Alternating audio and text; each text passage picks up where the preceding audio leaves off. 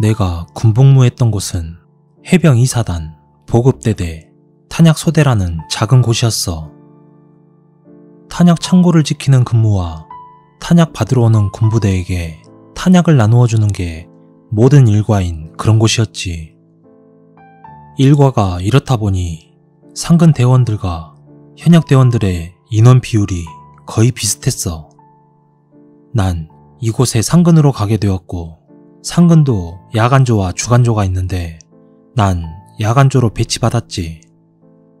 상근병들과 현역병들의 인원 비율이 비슷하기에 상근 선임들이 상근도 현역하고 같다, 우리가 더 잘해야 한다면서 얕보이지 않기 위해 엄격한 분위기 속에서 근무했던 기억이 나. 사건이 일어난 건 이쪽으로 배치받은 첫날의 일이야. 어수룩한 이병으로 들어가서 아직 뭘 해야 할지 몰랐었지. 이병 야간 근무는 현역 최고 참들하고 같이 들어가기에 무지하게 떨렸어. 저녁 8시, 12시 근무까지는 잘 넘겼지만 문제는 새벽 2시 근무. 이게 당시 현역 최고 선임이랑 들어가는데 많이 긴장했지. 커다란 탄약 창고를 철조망으로 둘러싸은 게 2개, 이를 지키는 초소가 각 2개, 총 4개의 초소에 근무자가 2명씩 배치되거든. 난 최고 고참하고 들어간 곳은 1탄약고의 입구 쪽이 아닌 뒤쪽에 외진 초소였어. 30분마다 철조망을 따라 외곽 순찰을 돌아 입구 쪽 초소 근무자들과 교대하고 다시 30분 후에 뒤쪽으로 순찰 후 다시 근무자들과 교대를 하는 방식이야.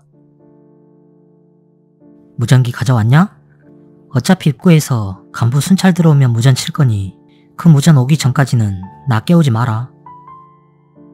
무전 오기 전까지 깨우지 않겠습니다. 졸면 죽는다. 변기 초소에 부딪히는 소리 나면 작살날 줄 알아. 변기 부딪히지 않겠습니다. 난 완전 겁을 먹은 채 변기 들고 초소 바깥 근무 자리에서 차렷 자세로 있었어. 전날 친구들과 과음 탓인지 살짝 졸음이 왔지. 그리고 균형을 잃고 초소에 부딪히려는 찰나 일어나게 됐어. 그렇게 정신을 차리고 앞을 보는데 앞에 보이는 언덕, 그 언덕 위에서 애들 둘이 놀고 있는 거야. 나무들이 우거져서 나중에 보니 한낮에도 어두운 언덕인데 그곳에서 흰옷을 입은 남자애들 둘이서 이리 뛰고 저리 뛰면서 놀고 있었지. 심지어 웃는 소리도 나지막하게 들렸어.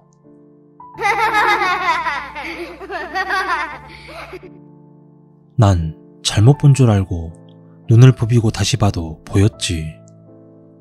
처음엔 들어간 지 첫날이었고 바로 철조망 하나 건너면 민가다 보니 그때 생각에 그럴 수도 있겠다 싶었지. 무엇보다 이 선임을 깨우고 나면 어찌 될지 겁이 났어. 그리고 시계를 보니까 새벽 3시였지. 애들이 탄약창 언덕에서 철조망을 넘어 들어와서? 혼자 그런 생각을 계속 하다 보니 무서워지기 시작했어. 아직 그 애들은 언덕 위에서 뛰며 놀고 있었지. 박해병님! 박해병님! 뒤로 돌아 초소에 들어가서 조심스런 목소리로 최고 선임을 깨웠어. 왜? 순찰한다냐? 탄약 창고에 애들이 들어온 것 같습니다. 뭐? 뭔 소리야 이 미친 새끼야. 그게... 저기... 뭔 소리야? 어디 들어왔는데? 저기 언덕입니다. 그렇게 다시 보니 아이들은 없었어. 언덕 뭐? 언덕 뭐? 자다 꿈 꿨냐? 뒤질라고 작정을 했나? 야간 근무 첫날에 처자? 방금 전까지 언덕 위에서 뛰어다녔습니다. 하얀 옷 입은 애들 둘이었습니다. 자지 않았습니다. 아, 나 여기서 뭐 이상한 거 봤다는 애들이 왜 이렇게 많아?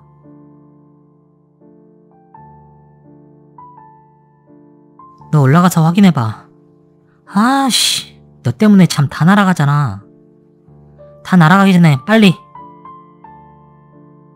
그 말을 듣자마자 난 언덕으로 향했어. 주위 나무들 때문에 더 깜깜하고 무서웠지만 천천히 언덕으로 발을 옮겼지. 바닥에 랜턴을 비추면서 천천히 올라가고 있는데 아무것도 없었어.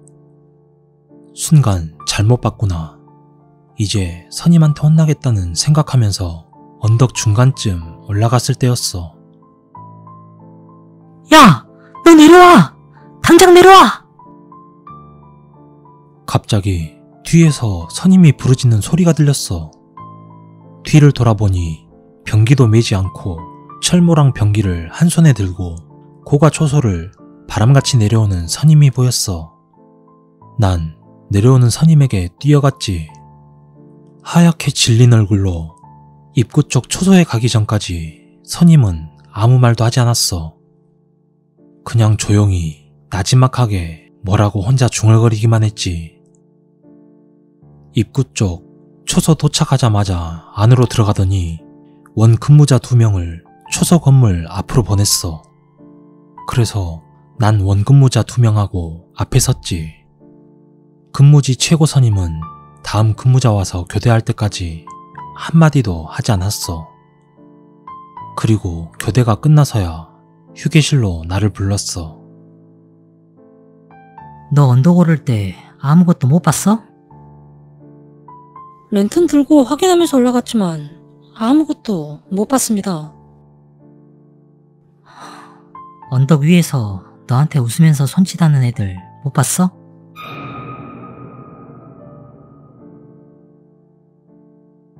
선임은 처음에 언덕 위에 아무것도 보지 못했다고 했어. 내가 중턱 정도 올라갔을 때 좌우에서 하얀 옷 입은 아이 둘이 나타났다고 해. 그리고 내가 걸음을 천천히 옮길 때마다 손짓을 하며 웃어댔대.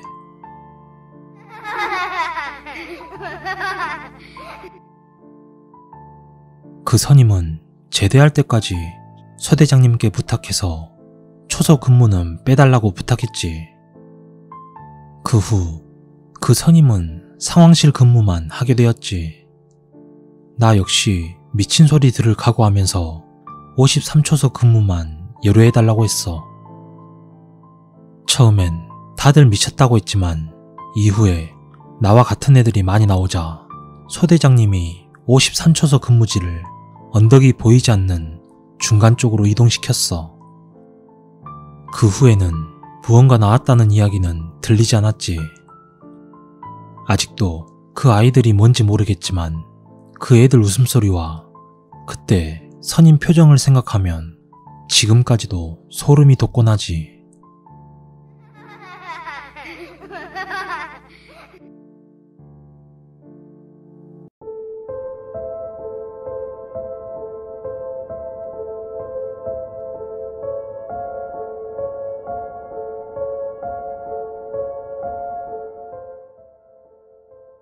난 군대에서 운전병으로 있었기에 차량과 관련된 많은 일들이 있었다. 내 자대는 강원도에서 군복무를 했다. 내가 운전하던 차량은 11.5톤의 대형 트럭으로 버스보다 큰 대형 화물 트럭이다. 바로 이 차에 관련된 일화다. 자대에 막 갔을 때 11.5톤 중대가 창설된 지 1년이 되지 않았던 때다. 모든 차들은 새 차였고 장군차가 부럽지 않았다. 차량 가격도 당시 1억이 넘었고 그런 차를 운전한다는 자체가 많이 기뻤다. 그런데 항상 근무를 가다가 보면 창고 쪽에 처박혀 있는 새 차가 하나 있었다. 저 차는 왜 저기다가 주차를 해놨을까? 난 항상 의문을 가졌다. 하지만 짬이 안 되어 선임들에게 물어볼 수가 없었다. 그리고 그 차는 중대 전역자 중에서 제일 운전 잘하던 운전병이 마지막으로 운전했던 차인데 사고가 나는 바람에 앞유리랑 보조석 쪽이 다 망가져 운행불가 차가 되었다고 한다. 그때는 별 생각 없이 넘어갔다. 그 당시 2등병이라서 운행을 나가긴 했지만 그렇게 많이 나갈 일이 없어서 주로 청소나 잡일 등을 도맡아 했다. 특히 밤에 쓰레기를 비우러 가는 일은 정말 고역 중의 하나였다. 그리고 그곳은 잘 가지 않는 창고. 사고가 난 차가 서 있던 장소다. 쓰레기통이 꽉 찼을 때는 어쩔 수 없이 늦은 시간에도 불구하고 불도 없는 그곳에 그것도 혼자서 가야 했다. 야, 거기 조심해. 뭐가 보이면 곧장 뛰어서 오고 천장도 보지 마. 선임들이 말했다. 난 속으로는 선임들이 괜히 놀려주려고 그런가 보다 하고 얼른 버리고 와야겠다 싶어서 발걸음을 재촉했다. 그런데 정비고 쪽으로 가는데 창고에 처박혀 있던 533호에서 실내등이 켜져 있었다. 분명 실내등이 켜질 리가 없었다. 누군가 차 문을 열어야 내부등이 켜지는데 자동차 키도 사고차로 없었고 창문이 깨졌다고 하지만 부분만 깨진 거라 손을 넣을 틈이 있던 것도 아니다. 누구세요? 난 혹시나 누가 있나 싶어 말을 했다. 그러자 아무런 대답이 없었고 곧장 불이 꺼졌다. 무서운 마음에 대충 여기저기 털어버리고 가려는데 문득 천장을 보게 되었고 천장에는 나무 틀이 있었는데 그곳에 누군가 쭈그려 앉아 있었다. 난 눈을 마주쳐버렸고 순간 온몸에 소름이 끼쳐 냅다 앞만 보고 뛰었다. 그렇게 내무실에 도착해서 533호의 귀신을 받고 차 실내등이 켜졌다 꺼졌다고 했더니 선임들은 겁주려고 농담하는 줄 알고 그냥 웃어 넘겨버렸다. 그래서 내가 헛것을 봤나 생각하고 그냥 넘겨버렸다. 그러다 6개월 후 533호 차를 수리했다. 그리고 그 차로 작전을 나가게 되어 올라가 봤더니 주행거리는 1200km였다. 완전 새 차나 다름없었다. 하지만 이 차가 사고가 났던 게 춘천에 가보면 마의 고개가 있다. 가장 사고가 많이 나서 터널을 뚫어버린 곳이다. 그런데 운전을 잘하던 전역병이 이곳에서 핸들을 돌리다가 미끄러져 낭떠러지로 떨어질 뻔하다가 사고가 났던 곳이다. 그런데 마침 나도 그 차로 그 고개를 넘을 일이 생겼다. 난 그냥 운전하고 밖에 나간다는 기쁜 마음으로 운전을 했다. 고개 입구에 다 왔을 때 조금 버거웠다. 이 고개가 상당히 험해서 저속으로 가도 운전하기가 힘들었고 산 중반쯤 지날 때 반대편 차선에서 트레일러가 오고 있었다. 왠지 차선을 침범할 것 같아 조금 피해가려고 피하고 있는데 이 트레일러가 내 차선의 반을 먹고 운전하고 있는 것이었다. 난 급하게 피하는데 내 옆에 방금 전까지 없었던 차가 있었다. 이대로 죽겠다 싶었지만 다행히 사고는 나지 않았고 복귀할 때는 그 고개로 오지 않았다. 그 후로 그 차는 끊임없이 사고가 생겼고 심지어 운행을 금지시켰다. 그 후 방취된 차에서 여러 가지 일이 있었다. 밤이나 낮이나 실내등이 켜졌다 꺼졌다 하고 방향등이 들어왔다 나갔다 하는 등 여러 일들이 생겼다. 그리고 몇 명은 운전석에서 흰옷을 입은 어떤 형체가 핸들을 돌리고 있었다고 한다.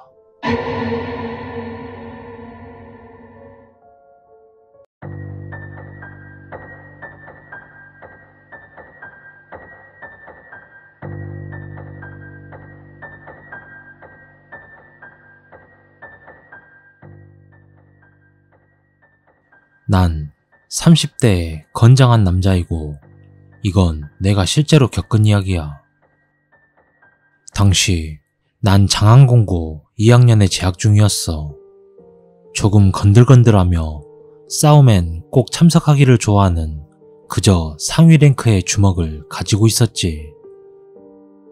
그러다 보니 선배들로부터 일명 단합대회란 명목으로 한 달에 한 번씩은 두들겨 맞아야 하는 고통을 감수해야 했어. 그러다 한 번은 못마땅한 선배가 있어서 단합대회에 참석하지 않고 충남 서천군 한산면에 살고 있는 친구 집으로 단합대회도 피할 겸 놀러 갔었어. 때는 초겨울이었지. 당시 나도 그리 멀지 않은 곳에 살고 있어서 대충 그곳의 지형은 알고 있었거든. 친구는 술 마시기 좋은 곳이 있다면서 자기 친구들이 군밤을 구우며 기다리고 있으니 얼른 가보자고 하는 거야. 난 술이라면 사죽을 못 섞기에 입이 귀에 걸려 친구를 따라 나섰어. 그렇게 10여 분을 산길을 따라 올라가니 한 곳에서 연기가 살며시 올라오는 게 보였어. 그 친구들은 한산 종합고등학교를 다니는 친구들이었는데 안면이 있는 친구도 있고 해서 별로 서먹서먹하지 않았어. 그때 당시 모두 모여있는 인원은 총 7명으로 기억해. 그 중엔 운동부가 있어서 술을 마시지 못하는 친구도 있었지. 그런데 막상 그곳에 내려와서 한참을 마시다 보니 그곳의 지형이 매우 특이했어. 마치 움푹 패인 듯한 계곡 같은 인상을 줬어. 그리고 사시사철 24시간 햇빛이 들지 않는다는 말에 왠지 기분이 찜찜했지. 사실 거기에 앉아있으면 낮인지 밤인지 제대로 분간을 못할 정도였거든. 그 시간대가 아마도 오후 5시쯤 되었을 거야. 더군다나 초겨울이라 조금 어두웠어. 당시 술을 1.5리터 2개쯤 비웠을 때였지. 저쪽 어두운 곳에서 다급한 아주머니의 비명소리 같은 이상한 소리가 들려왔어. 난 잘못 들었겠지 생각하고 같이 있는 친구들에게 물어봤어. 야, 방금 뭔 소리 못 들었어? 나 들었어. 나도. 친구들도 그 소리를 들었다고 하는 거야. 그리고 5분쯤 지났어. 총각들, 큰일 났어. 좀 도와줄 수 없을까? 아주머니 한 분이 다급하게 20-30m 후미진 곳에서 우리를 애타게 부르시는 거야. 무슨 일이세요? 아이고, 우리 논이 지금 숨을 직전이라 눈독이 넘어가고 있어. 총각들, 안 도와줄까요? 아주머니, 걱정 마세요. 저희들이 도와드릴게요. 우린 얼른 자리에서 일어나 아주머니 뒤를 7명 전원이 따라갔어. 그런데 이해할 수 없는 건 아무리 아주머니 뒤를 쫓아도 거리를 좁힐 수가 없는 거야. 그때였어. 야, 귀신이다. 우린 지금 홀린 거야. 갑자기 뒤에 있던 친구가 소리쳤어. 아주머니 발을 봐봐, 이 새끼들아. 그와 동시에 나는 선두에서 가고 있었는데 뒤에서 또 소리치는 거야. 순간 나는 기절할 뻔했어. 그 소리를 듣는 동시에 아주머니 발을 보던 중 발이 지면하고 50cm 정도 떨어져 있는 걸 확인했어.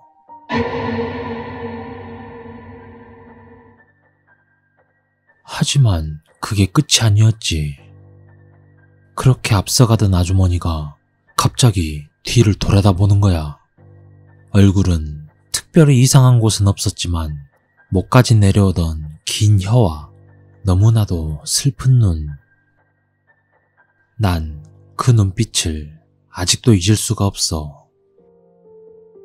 우린 도망을 가는데 완전히 몸이 경직돼서 슬로우 모션으로 뛰는 듯 했어. 가방이고 뭐고 다 내팽개치고 친구 집으로 돌아왔을 때는 온 몸이 땀으로 범벅이 되었지. 그리고 친구 아버님이 이장님이셔서 자초지종을 말씀드렸어. 하지만 그 말씀을 듣고 난 친구 아버님은 이놈들아, 거긴 뭐하러 가서 술 처마시냐?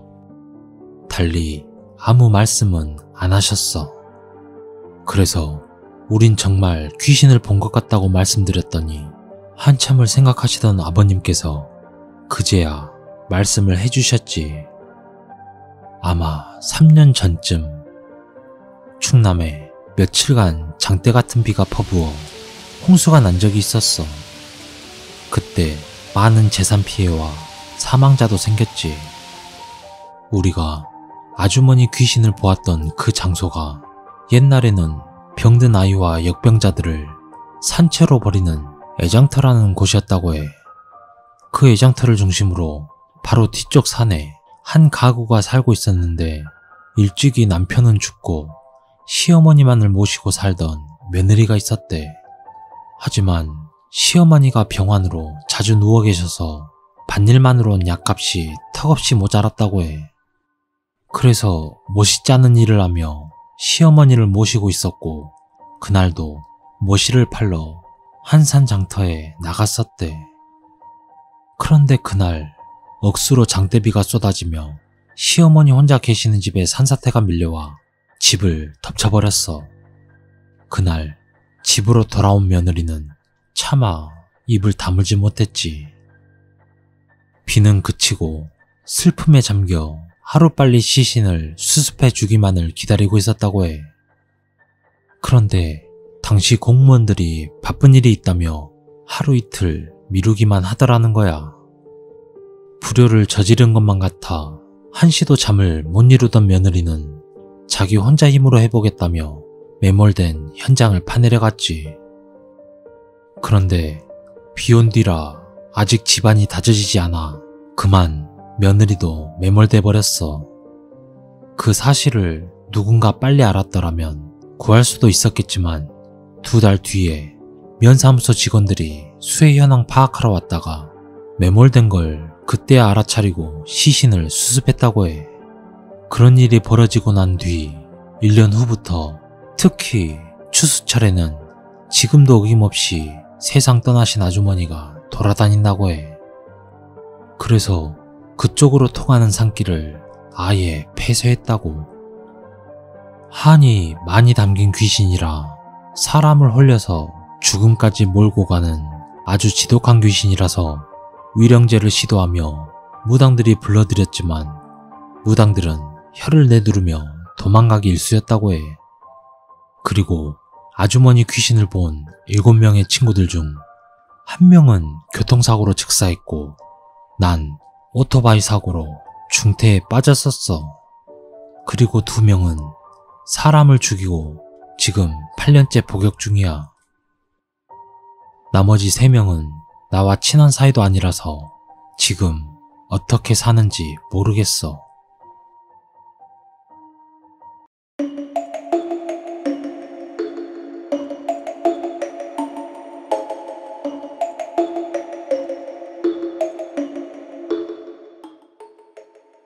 약 5년 정도 지난 이야기다. 대학에 합격하고 드디어 자취를 하게 된 나는 부모의 품에서 벗어났다는 해방감을 느끼며 늦은 밤 산책을 다니는 게 취미가 되어 있었다.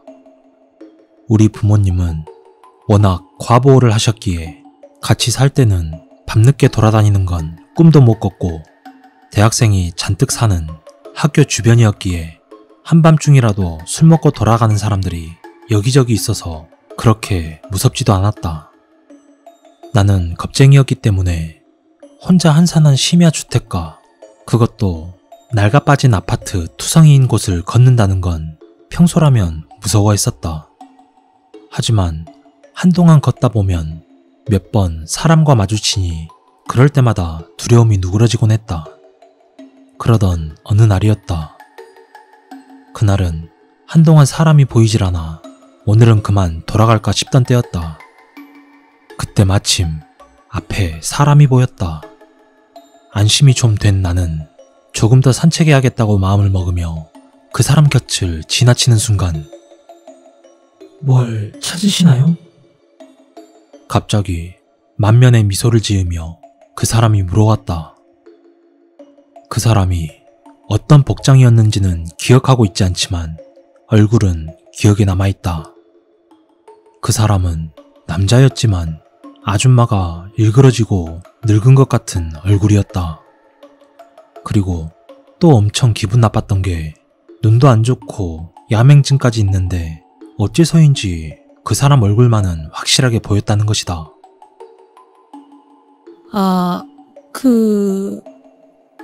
아니요. 그 상황에서 똑바로 대답할 수도 없었고 더듬거리며 대답하고는 거기서 멀어졌다. 딱히 그 사람이 따라오거나 계속 말을 걸어오는 것도 아니었다. 하지만 겁이 많던 나는 그 사람과 만나지 않도록 먼 길을 돌아서 집으로 향했다. 집 앞에 혹시 그 사람이 있지는 않나 흠칫거렸지만 다행히 없었기에 안심하고 집에 들어갔다. 그렇게 문을 닫는 순간 동시에 초인종이 울렸다. 정말 놀라서 신발도 안 벗고 방으로 뛰쳐들어갔다. 그리고는 문 쪽을 향해 고개를 돌리고 한동안 그대로 굳어 있었다. 그렇게 5분에서 10분 정도 지났을 때였다. 초인종은 처음 한 번만 울렸기에 이제는 아무도 없겠지 싶어 문구멍을 내다봤다. 그런데 그 사람이 있었다. 기분 나쁜 얼굴에 만면의 미소를 띄운 채 말이다. 난 신발 벗는 것도 잊은 채 뛰어가 이불을 뒤집었었다. 하지만 내가 사는 아파트는 워낙 작아서 침대에서도 문이 보인다. 뭘 찾으시나요? 뭘 찾으시나요? 뭘 찾으시나요? 문 밖에서는 계속 말소리가 들려왔다. 너무나도 무서워서 시선을 떼지 못하고 있자 문에 붙어있는 신문 구멍이 덜컥하고 열렸다. 낡은 아파트라 거기 가림막 같은 게 있는 것도 아니어서 직접 들여다보는구나 싶었다. 눈이 마주치면 끝이야. 끝. 혼자 생각하고 있는 사이 그 구멍으로 새하얀 팔이 쑥 들어오기 시작했다. 문을 열려는 건가? 아무리 그래도 거기서 손잡이까지는 손이 닿지 않을 것 같았다. 패닉에 빠진 나는 주머니에서 휴대폰을 꺼내 경찰에 신고하려 했지만 무서워서 목소리도 안 나오고 번호도 제대로 누르질 못하고 있었다. 그러는 사이 그 팔은 그대로 안으로 들어오더니 문 안에 뚝 떨어졌다. 그 순간 그 사람의 목소리가 들려왔다. 이건가요? 이건가요? 이건가요?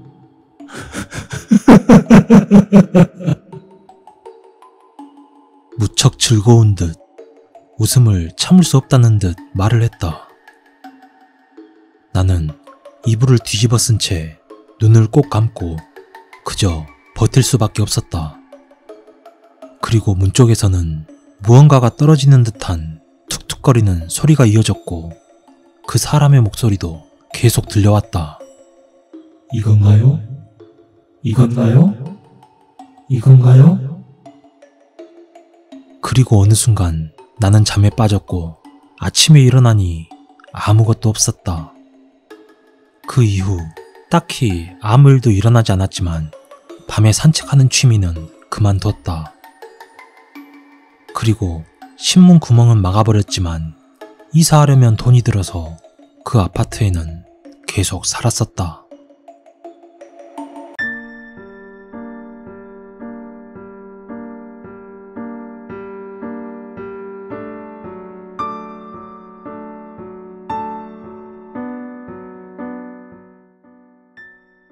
때는 20살이 되던 늦여름 8월 말쯤이었다. 친한 친구놈 하나가 어릴 적부터 태권도장을 다녀서 자연스럽게 태권도장에 종종 놀러 다녔었다. 난 물론 태권도를 배우지 않았다. 그리고 태권도장에는 우리와 나이 차가 많이 나지 않는 사범형이 있었고, 사범형 친구, 나, 내 친구, 이렇게 넷이 종종 어울렸다.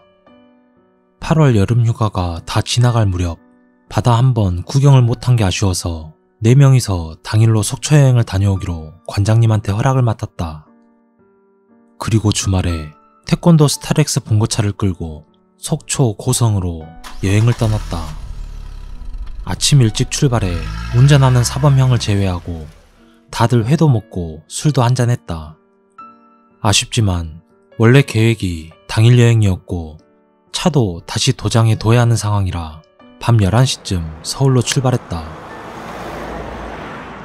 아침 일찍부터 움직여서 그런지 다들 피곤해했다.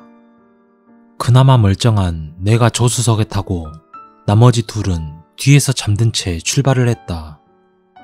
그렇게 미시령 고개를 넘어갈 때쯤 나도 슬슬 졸려서 졸았다 깼다 반복하던 중 운전하던 사범형이 욕설을 내뱉으면서 브레이크를 세게 밟았다.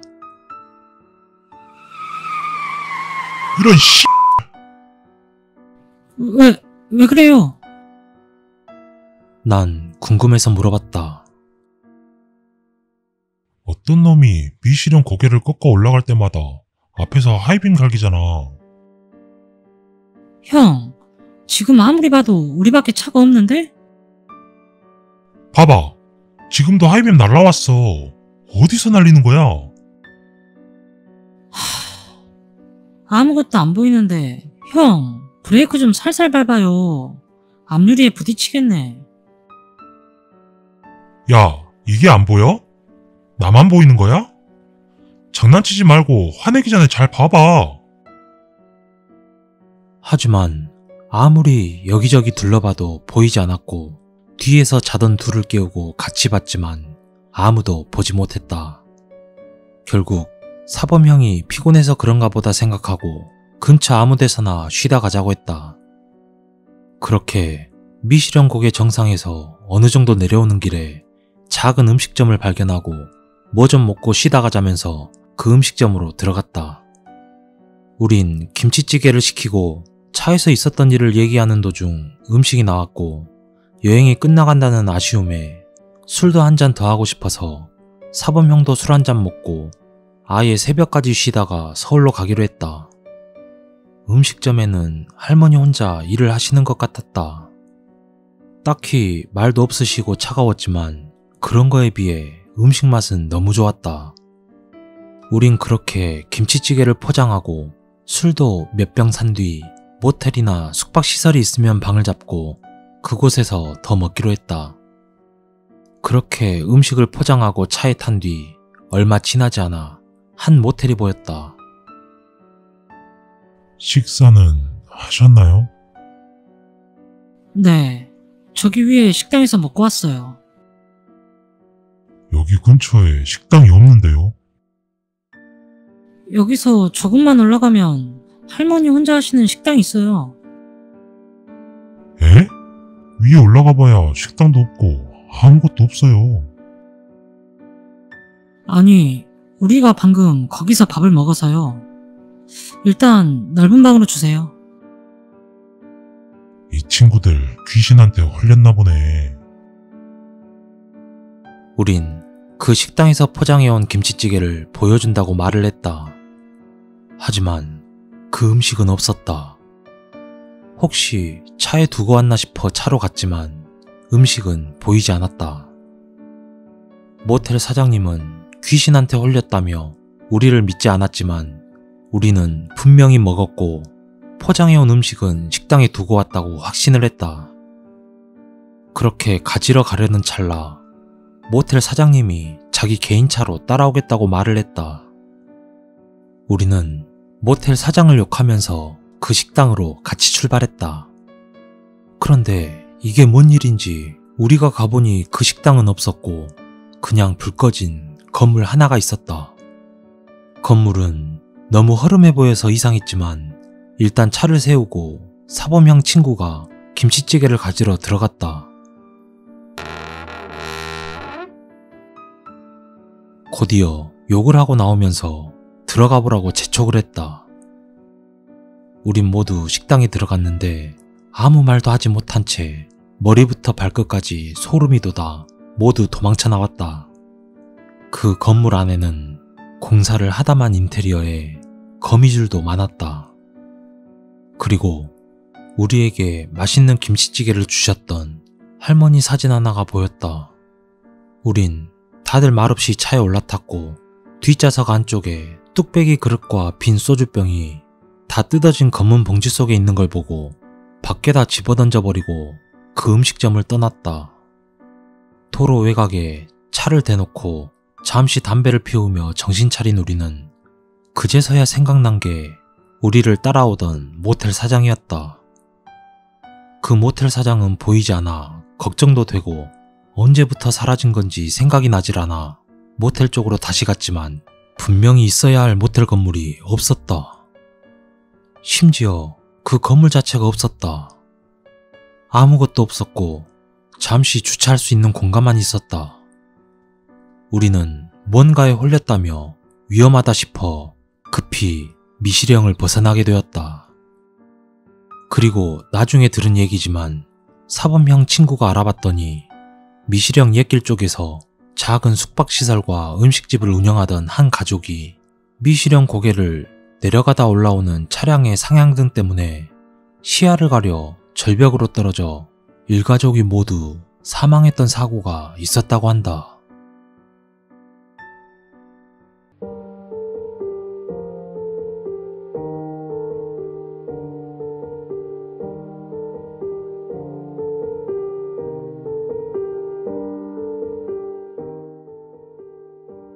정말 아직까지도 생각하면 너무 소름이 끼치는 일이야.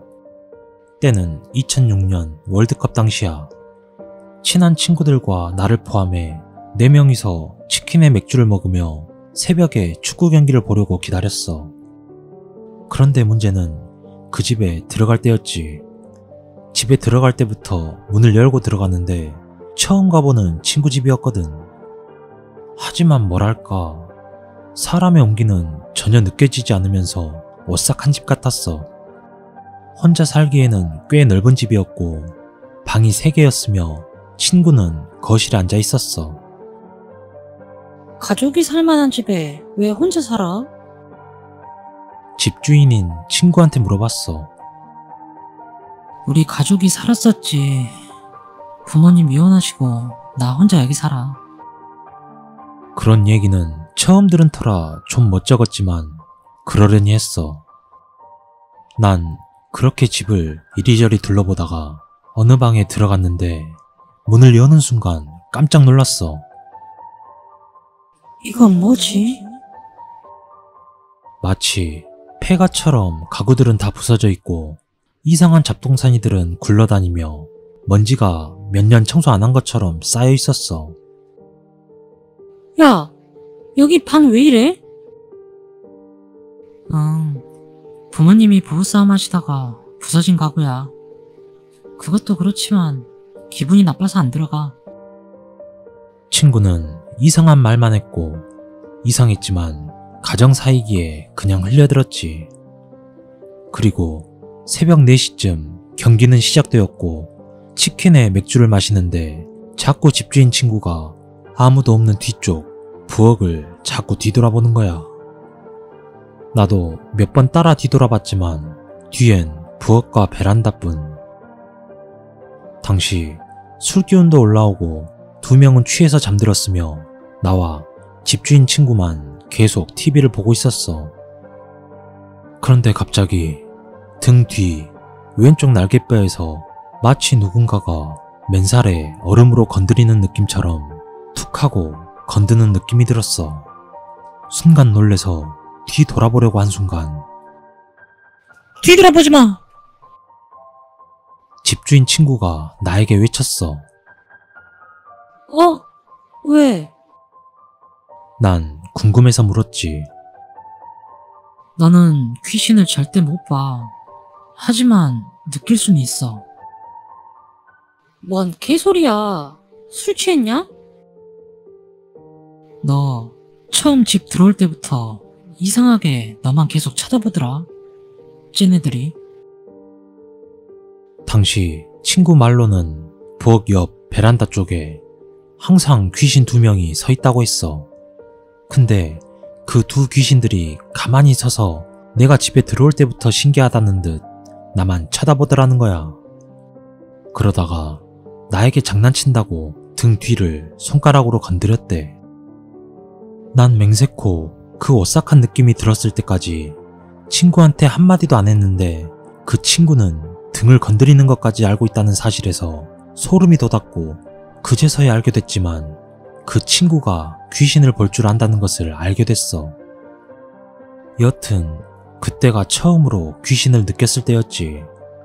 그 후 2009년 난 일이 있어 서울에 집을 구하다 용산 쪽 원룸을 알아보고 월세가 비싸 룸메도 구하고 있었어. 친한 친구와 룸메를 하면 싸운다는 말이 있기에 지인을 통해 새로운 사람을 구했고 용준이라는 친구를 알게 되었지. 난 용준이랑 3개월 정도 살았는데 처음에는 별 문제 없이 잘 살고 있었어. 당시 난 양재 쪽에서 일을 했었고 용준이는 한남동 쪽에서 일을 했거든. 일을 마치고 아는 친구와 만나 패스트푸드점에서 간단히 끼니를 때웠는데 친구와 얘기 중 뜬금없이 갑자기 큰 외삼촌이 생각이 나는 거야. 큰 외삼촌과는 어렸을 때 이후론 본 적도 없고 연락도 안 하기에 거의 머릿속에서 지워져 있는 그런 분이었어. 근데 기가 막히는 건 햄버거를 다 먹고 치울 때쯤 어머니께 문자가 왔지. 문자 내용인즉슨 큰 외삼촌이 갑자기 돌아가셨고 강남 성모병원에서 장례식을 한다는 거였어.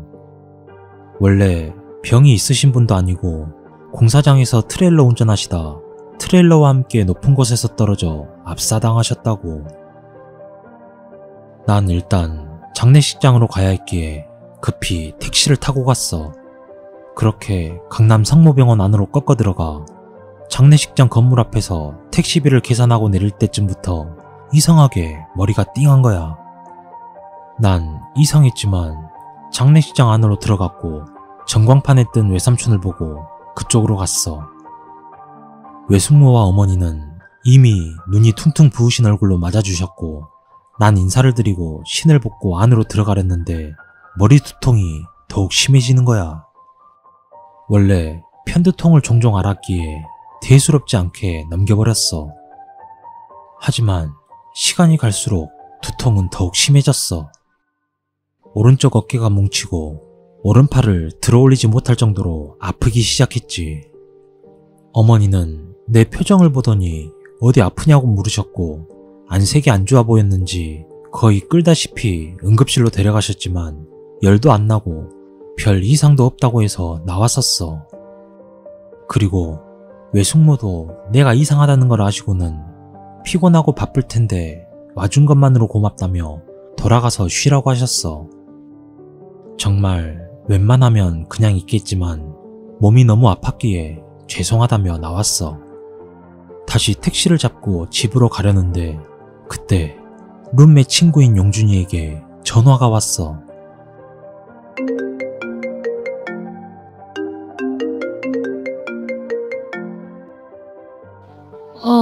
무슨 일이야? 근데 용준이 목소리가 아니고 다른 남자 목소리였어. 아, 죄송한데 용준이 룸메이트 맞으시죠? 용준이가 술에 너무 취해서 그러는데 집 주소 가르쳐주시면 택시 태워서 보내려고요. 난 어디시냐고 물었더니 용산 집 가는 방향이기에 그냥 내가 픽업해서 가겠다고 했어. 그렇게 친구가 있다는 장소에 도착을 했고 여전히 머리는 깨질 듯 아팠으며 오른쪽 목 근육과 어깨는 돌처럼 굳어진 것 같았어. 용준이와 용준이 친구분이 횡단보도 앞에 있었고 그 친구분은 부탁드린다며 용준이를 넘겨주고 돌아갔어. 당시 용준이는 만취한 상태였지만 난 말하기도 힘들 만큼 아팠기에 용준이 뺨을 툭툭 치기만 했어. 그런데 그때였어. 갑자기 용준이가 고개를 들더니 나를 쳐다보곤 살짝 놀래는 표정을 짓는 거야. 그 다음에 주먹을 쥔 상태에서 검지와 중지만 편 채 내 명치를 꾹 누르기 시작했어. 난 술 기운에 장난치나 싶었지만 대꾸할 힘도 없었고 친구를 끌고 택시로 돌아가려 하는데 이번엔 내 팔을 뿌리치더니 말했어. 가만히 있어. 그러더니 다시 그 손가락으로 내 목 정맥 부분을 꾹 누르는 거야. 아, 장난칠 힘 없으니까 그만하고 가자. 난 화가 나서 소리쳤지만 용준이는 계속 배시시 웃으면서 누르는 거야. 그런데 친구가 갑자기 얼굴이 굳더니 뒤로 달려가기 시작했어. 어이도 없었고 힘들어서 멍하니 쳐다보는데 용준이는 길가 옆에 편의점으로 들어갔고 편의점 유리창으로 보이는 용준이는 뭘 사더니 검정 봉지에 담고 편의점에서 나오면서 주섬주섬 가방에 챙겨 넣었어. 그러더니 비틀거리면서 돌아왔어. 가자 임마. 미안하다 임마. 그렇게 집에 도착했고 집 앞으로 가는데 친구가 갑자기 또 뛰기 시작했어. 그러더니 집 현관문에 비밀번호를 치더니 혼자 들어가서 잠궈버리는 거야. 야, 이 개새끼야. 장난칠래?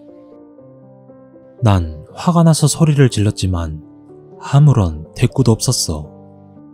그때 집 안에서 가방 지퍼 여는 소리가 나더니 부스럭부스럭 소리가 나기 시작했어. 문에 귀를 대고 들어보니 뭔가를 가방에서 꺼냈고 아까 편의점에서 산 것 같은 느낌이 들었지. 그리곤 뭘 닫는 소리가 들렸고 문 쪽으로 걸어오는 발소리가 들렸어. 그러더니 문이 열렸어. 야, 개새끼야. 술을 처먹을 거면 곱게 처먹. 화가 나서 짓거리는데 그 순간 나에게 뭘 엄청 뿌리는 거야. 그 당시 용준이는 엄청 무서운 표정이었어. 그건 굵은 소금이었지. 손 씻고 들어와.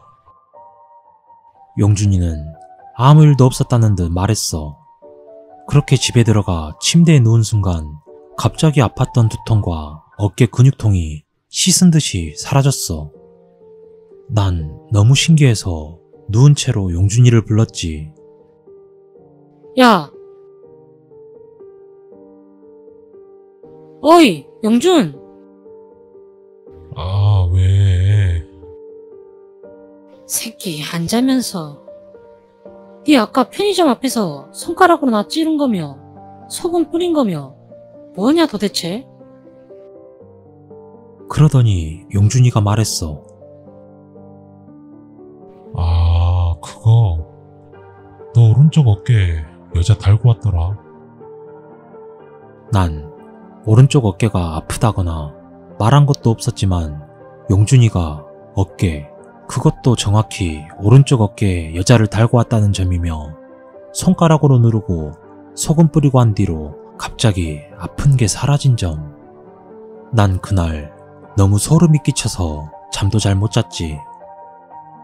나중에 알게 된 사실이지만 용준이는 어렸을 때 사람을 보면 그 사람 얼굴 뒤로 조상들 얼굴이 4-5명 정도 둥둥 떠다닌다고 해. 술 취하면 아직도 가끔씩 보인다고.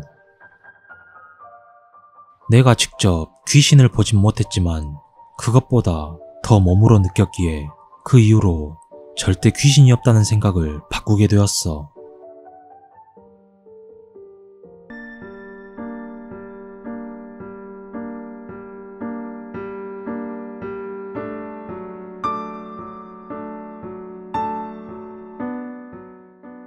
이 일은 내 친구가 겪은 실화야. 내 친구 중 한 명은 편의점 야간 알바를 하게 되었어. 물론 처음에는 주간, 야간 섞어서 하는 조건으로 일을 시작했지만 다른 알바생들이 전부 여자인 터라 어쩔 수 없이 야간을 하게 되었어. 친구 녀석은 알바도 좀 해보고 눈치도 빨라서 야간 알바가 밤낮이 바뀌어서 그렇지 오히려 편하게 돈 버는 것이라는 것을 알고 있었지. 5시 정도까지 그냥 졸고 있다 새벽쯤 담배 사러 오는 택시기사들한테 담배 몇 갑 팔다가 집에 가면 되니까 말이야. 거기다 점장이 미안했던지 시급도 더 쳐주기로 했던 터라 군말 없이 야간 알바를 택했다고 해. 알다시피 편의점은 전부 유리로 되어 있어서 밖이 잘 보이는 게 대부분이야. 친구가 있던 계산대 오른쪽에 출입문이 있었고 친구가 똑바로 선 시선에서 왼쪽은 완전 유리로 되어 있었지. 그쪽 방향은 2차선 도로 하나가 있고 도로 너머서는 아무것도 없는 공터였어. 그리고 저녁이 되면 그쪽은 너무 어두운 데다 편의점 간판 불빛 때문에 도로변만 조금 밝고 도로 너머서는 불빛 한 점 없는 암흑이야. 그래서 친구는 의식적으로 그쪽을 안 봤다고 해. 그러던 어느 날이었어. 여느 날과 같이 친구는 앉아서 꾸벅꾸벅 졸고 있었어. 친구는 자다가 갑자기 자신의 코앞에서 마치 냉장고를 열었을 때 같은 오싹한 한기를 느끼고 잠에서 깼어. 죄송합니다. 에? 비몽사몽하던 친구가 처음에는 손님이 들어왔다가 자고 있는 걸 보고 차가운 음료수를 자신에게 댔다고 생각을 했대. 그래서 급히 사과를 했다는 거야. 그런데 정신을 차리고 보니 아무도 없었지. 뭐지? 혹시... 그 순간 혹시 손님이 자신이 자고 있는 것을 보고 몰래 나간 것이라 판단했다고 해. 당시 출입문을 열면 가끔씩 바람이 불어들어왔다고. 그리고 유리창으로 주변에 황급히 가는 사람이 없는지 찾다가 그만 왼쪽 유리를 보게 되었고 친구는 봐선 안 될 것을 보고야 말았어. 그것은 바로 교복 치마와 와이셔츠 같은 것을 입고 있는 여자였어. 그것도 도로와 공터 사이에 서 있는 그것. 친구는 황급히 시선을 돌렸고 바로 고개를 숙여 계산대만 쳐다보고 있는 척했지. 그런데 묘하게 그 여자는 친구의 시야에 들어오는 곳에 있었고 그 여자가 계속 서 있는 것을 친구는 본의 아니게 확인하고 있는 꼴이 된 상황이었지. 뭐지 저 여자? 왜 불빛도 없는 저기 서서 여길 쳐다보고 있는 거야? 혹시 불량여고생? 아님 담배 살려고 그러나? 친구 시야에 있는 터라 얼굴은 자세히 안 보이지만 정말 느낌에는 딱 귀신 같았대. 밖은 제법 쌀쌀한데 반팔 교복에다가 얼핏 봐도 너무 하얀 피부, 치렁치렁한 머리카락, 그리고 한참을 서서 이곳만을 뚫어져라 쳐다보고 있었지. 그때였어.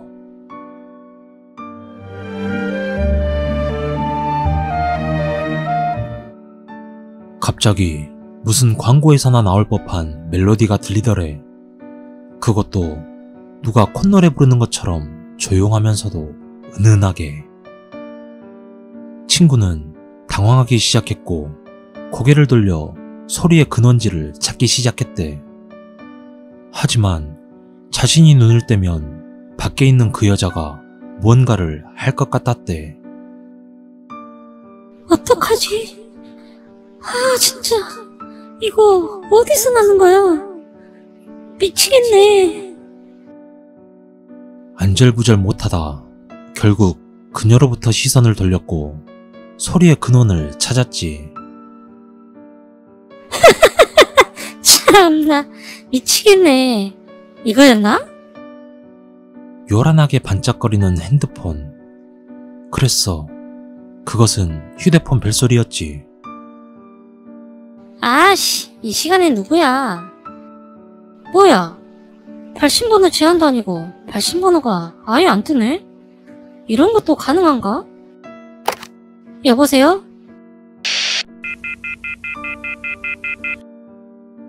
뭐야? 어느 미친놈이 장난질이야? 괜히 쫄았네. 친구는 순간 너무 쫄았던 자신이 부끄러웠는지 발끈 화를 내고 신경질적으로 전화를 끊었어. 아, 그 여자 아직 있나? 친구는 티 안 나게 여자가 있던 곳을 곁눈으로 쳐다봤대. 없네. 휴, 다행이다. 그제서야 여유를 찾은 친구는 휴대전화를 보게 되었고, 그때 시간은 새벽 3시. 셋이네? 오, 예! 퇴근 시간이 가까워지자 기지개를 켜면서 피곤을 떨쳐보던 친구는 소리를 지르며 뛰쳐나갔대. 편의점 문을 박차고 나와 한 블럭 너머에 있는 다른 편의점으로 들어갔고, 거기서 다른 알바생과 단둘이 진정한 뒤 5시 넘어 해가 뜨는 걸 보고 자기와 교대하러 온 알바생과 같이 돌아갔다고 해.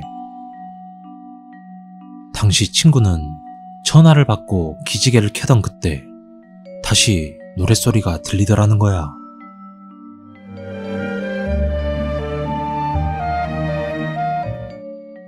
하지만 휴대폰은 자기 손에 들고 있었지. 당연히 휴대폰에서 울리는 소리는 아니었던 거야. 그래서 직감적으로 소리가 나는 쪽으로 시선을 돌렸지.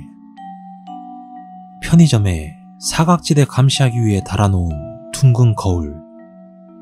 그 거울을 무심코 보는데 진열대 구석. 계산대에서 보면 결코 볼 수 없는 그 사각지대에 그 여자가 서 있었던 거야. 그런데 그 여자도 거울로 친구를 보면서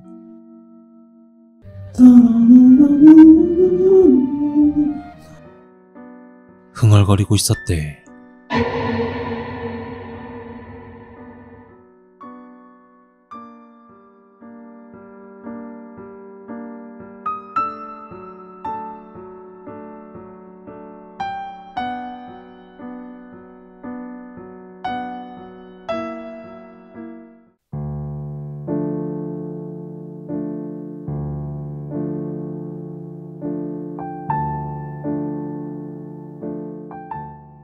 이 이야기는 내가 대학생 시절 친구들과 부산 송정 민박집에 놀러가서 직접 겪은 이야기다. 때는 한여름, 한창 성수기였다. 당시 여유가 없었던 나는 친구 3명과 가까운 송정이라도 갔다 오자며 무작정 차를 타고 송정으로 향했다. 멀리 가는 것도 좋지만 집이 부산이었고 그나마 송정은 잘 알려진 곳이라 그런지 거기라도 우리는 너무 설레었다. 그렇게 기쁜 마음으로 해수욕장을 찾았는데 때가 때인지라 민박집, 콘도, 횟집까지 빈집이 없었으며 다시 집으로 돌아갈 판에 이르렀다. 그러던 중 친구 한 놈이 이리저리 갔다 오더니 소리쳤다. 야, 민박집 구했어. 얼른 가자. 친구는 민박집을 구했다며 신이 나서 소리쳤고, 우리도 그 친구 놈이 대견하다고 소리치며 그 민박집으로 향했다. 그렇게 민박집으로 도착했을 때 주인 아주머니께서는 마지막 남은 방이라며 그 방으로 안내를 하시는데, 그때는 느끼지 못했지만 지금 생각해보면 아주머니가 했던 행동들이 너무 이상했다. 그 아주머니는 우리를 그 방으로 안내하고 빨리 그 자리를 피하려는 게 너무 역력해서였다. 물론 다른 일로 바쁠 수도 있겠지만 아무튼 그때는 그랬다. 우리는 성수기 때 남자 4명이서 4만 원 정도의 저렴한 가격으로 방을 구했다는 것에 대해 너무 기뻤다. 우린 그 방의 위치가 어떻든 너무 지쳐있는 상태였고 빨리 쉬고 싶다는 생각뿐이었다. 그 민박집에서 우리 방은 일렬로 있는 여러 방 중 맨 끝이었다. 우리는 얼른 방문을 열고 들어가려는데 방문을 여는 순간 무슨 계곡 동굴에 들어온 것처럼, 아니 그보다 더 차가운 냉기가 쏟아졌고 우리는 순간 몸에 닭살이 돋았다. 우린 모두 순간 당황했고 할 말을 잃고 잠시 그 자리에 그대로 서 있었다. 선풍기랑 에어컨은 필요 없겠네. 그러던 중 친구 한 놈의 장난스런 말에 우리는 그렇게 그 방으로 들어갔다. 하지만 집의 구조는 정말 좋았다. 허름해 보이던 민박집에 화장실도 방 안에 있었고 작은 싱크대도 있었으며 얼핏 보면 좀 무서울 듯한 풍경화와 선풍기, TV 등 민박집 치고는 꽤 괜찮다고 생각을 했다. 일단 나는 좀 씻어야겠다는 생각에 욕실로 들어갔다. 욕실은 변기, 세면대, 거울 이렇게 되어 있었고 시설도 최근에 다시 했는지 모두 새 것처럼 보였다. 그런데 화장실이 정말 태어나서 느껴보지 못했던 그런 느낌이라 뭐라 표현은 안 되지만 뭔가 찝찝하고 정말 오래 있기 싫다는 그런 생각들이 끊이질 않았다. 나는 얼른 씻고 나가야겠다는 생각뿐이었고 대충 샤워하기 위해 샤워기를 드는 순간 샤워기 물 트는 곳이 두 군데임을 발견했다. 뭐지? 새 곳으로 교체하려다 망한 건가? 너무 대충 바른 시멘트며 굳이 다 드러내고 고칠 필요가 있었을까 하는 생각이 들었다. 그리고 너무 급하게 수리한 것 같은 분위기하며 아주 잠깐의 의문이 들었지만 나는 별로 대수롭지 않게 생각하고 말았다. 그렇게 샤워를 하고 세면대로 가서 세수를 하는데 나 말고 누가 있다는 생각이 들면서 등골이 오싹해짐을 느끼고 다급히 화장실을 나가려는 순간 아니나 다를까 화장실 문까지 새 것이었다. 그 민박집은 그런 화장실과 욕실은 어울리지 않을 만큼 조금 많이 허름한 곳이었기에 난 참 신기하기만 했다. 그렇게 친구들이 다 씻고 나서 우리는 간만에 이런저런 이야기를 하며 술을 마시기 시작했다. 우린 이야기 끝에 귀신 이야기가 나오게 되었고 난 겁이 없는 편이라 그다지 그 이야기들이 무섭게 들리지 않았다. 그러던 중간에 우리는 이 민박집에 대한 서로의 생각이나 느낌을 이야기하게 되었고 전부 나와 같은 생각이었다. 들어올 때의 섬뜩함과 특히 화장실에서 누군가 같이 있다는 느낌. 아무튼 그 이야기를 하고 있는 그 순간 빨리 이 민박집을 나갔으면 하는 마음뿐이었다. 하지만 그것은 생각일 뿐 이미 우리는 만취한 상태였고 그렇게 하나 둘 잠이 들기 시작했다. 새벽 무렵 몇 시인지는 정확히 생각이 나지 않지만 해가 뜨지 않던 그 무렵 밖은 이미 조용한 상태였고 나는 맥주를 너무 많이 마셨던 터라 화장실이 너무 급했다. 난 얼른 일어나서 화장실을 가려고 문을 열려는 순간 화장실 손잡이가 잠겨 있었다. 아씨, 빨리 나와. 급해. 나는 약간의 짜증 섞인 목소리로 노크를 하며 말했다. 하지만 안에서는 아무런 대답이 없었다. 그렇게 얼마 동안의 시간이 흐른 뒤 다시 노크를 했고 빨리 나오라며 안에 누구냐고 물었지만 인기척은 없었다. 급기야 나는 화가 나서 문 쪽으로 달려가 형광등 불을 켜자마자 난 그 자리에 멍하니 서 있을 수밖에 없었다. 친구들 3명 전부 다 잠에 취해 골아떨어져 있었기 때문이다. 순간 식은땀이 나기 시작했고 이 집을 처음 들어왔을 때의 그 찝찝함, 정말 태어나서 처음 느껴보는 그 기분을 다 엮어서 생각할 수밖에 없었고 난 미친듯이 친구들을 깨우기 시작했다. 친구들은 비몽사몽 일어나 왜 그러냐고 물었고 난 그냥 그대로 주저앉아 버렸다. 몇 분 뒤 정신을 차리고 상황 설명을 하는데 친구들 얼굴이 일제히 다 굳어졌다. 그중 친구가 말을 했다. 나도 화장실 급해서 갔는데 문이 잠겨서 밖에서 볼일 보고 들어왔어. 물론 그 친구는 방에 불을 켜지 않았기에 당연히 화장실 안에 친구가 있는 줄 알았다고 한다. 그렇게 한참 이야기를 하던 도중 한 친구가 다짜고짜 나가자는 것이었다. 우리는 일제히 짐을 챙기고 그 민박집을 나왔다. 무작정 송정 바닷가로 향했고 우리는 넓은 바다를 보는 순간 조금의 안정을 찾을 수 있었다. 그런데 그 친구가 하는 말에 우리는 넋이 나가버렸다. 내가 어제 샤워를 하고 찝찝한 기분에 나가려는데 문고리를 보고 좀 신기했거든? 그게 안에서 잠그는 게 없었어.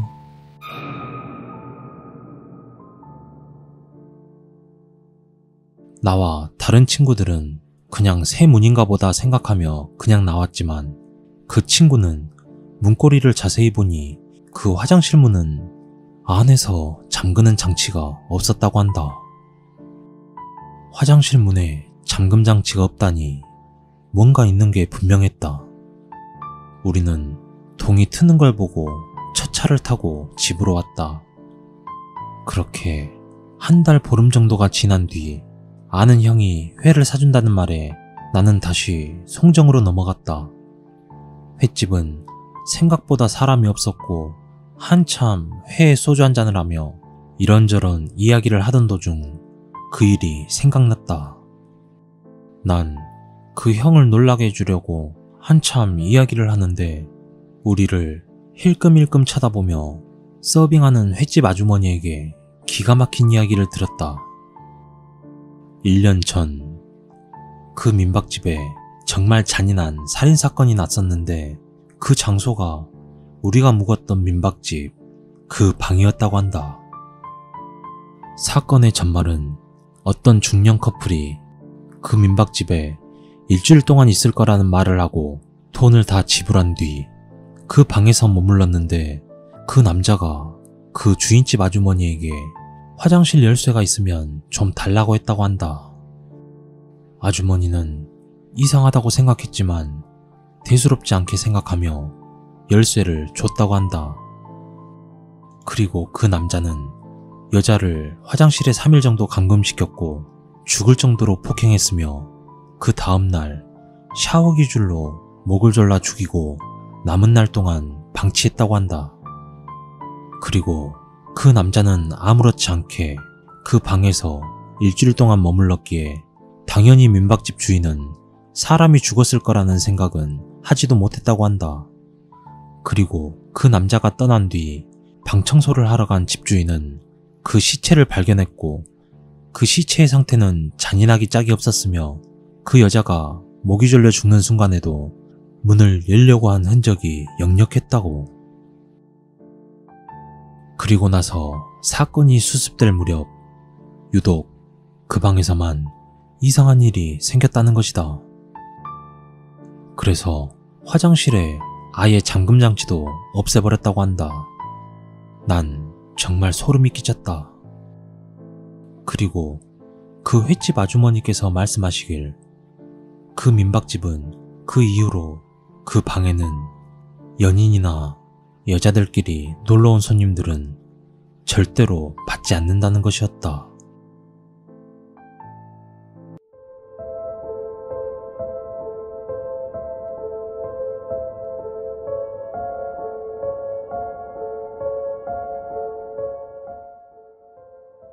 예전에 저를 가르쳐 주셨던 과외 선생님이 겪은 이야기입니다. 이 일을 겪었을 때 선생님은 15살이었다고 합니다. 그 당시 선생님은 가족들과 함께 시골의 고모댁에 놀러 갔었다고 합니다. 선생님은 해가 지도록 하루 종일 근처의 강가에서 노셨고 그 탓에 피곤한 나머지 잠자리에 들자마자 바로 잠에 빠졌다고 합니다. 그런데 새벽이 되자 갑자기 심한 복통이 느껴졌고 선생님은 일어나 화장실에 가려고 했다고 합니다. 그 당시 고모댁의 화장실은 여느 시골집과 마찬가지로 집 안이 아니라 밖에 있었습니다. 밖은 무척 어두운 데다 빛이라곤 옆에 작은 전등뿐이었던 터라 선생님은 살짝 무서웠다고 합니다. 다행히 마침 밖에는 고모가 기르시던 개 한 마리가 깨어 있었습니다. 개는 선생님을 보고 무척 반가워했고 선생님은 화장실에 가는 것도 잊고 잠시 개와 놀아주다 화장실로 들어갔다고 합니다. 그때까지만 해도 주변에는 아무도 없었다고 합니다. 그런데 화장실 문을 닫고 변기에 앉으려고 하자마자 누군가가 문을 쾅쾅 두드리는 것이었습니다.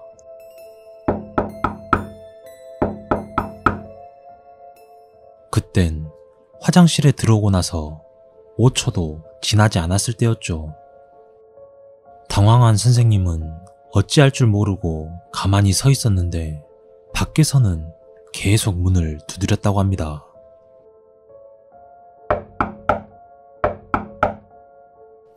사람 있어요! 선생님은 덜덜 떨면서 말을 했고 그러자 그 순간 밖이 조용해졌다고 합니다. 그냥 갔나? 생각한 순간 갑자기 개가 미친 듯이 짖기 시작했고 이어서 손이 문틈으로 슥 하고 들어왔다고 합니다. 그런데 그 손은 마치 공사장에서 막노동을 하는 노동자의 손처럼 매우 거친 느낌의 손이었다고 합니다.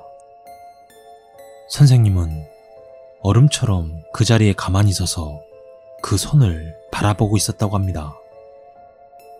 그리고 몇 번쯤 지나자 손은 천천히 사라졌습니다. 선생님은 손이 사라지는 것을 보자마자 문을 벌컥 열었지만 손이 사라진 지 3초도 걸리지 않았는데 밖에는 아무도 없었다고 합니다. 그리고 방금 전까지 미친 듯 지저대던 개 역시 문을 여는 순간 갑자기 조용해졌다고 합니다. 이상하게 생각하면서도 선생님은 볼일을 마치고 다시 잠자리에 드셨다고 합니다. 그리고 다음날 아침 고모부와 아버지에게 새벽에 화장실에 가셨냐고 여쭤봤지만 두 분 모두 아니라고 대답할 뿐이었다고 합니다. 그런데 이야기를 들은 고모가 문득 생각이 났다며 말씀을 하셨다고 합니다. 아, 맞다. 며칠 전에 우리 집 근처에서 누가 살해당한 사건이 났는데 그 죽은 사람 손을 아직도 못 찾았단다.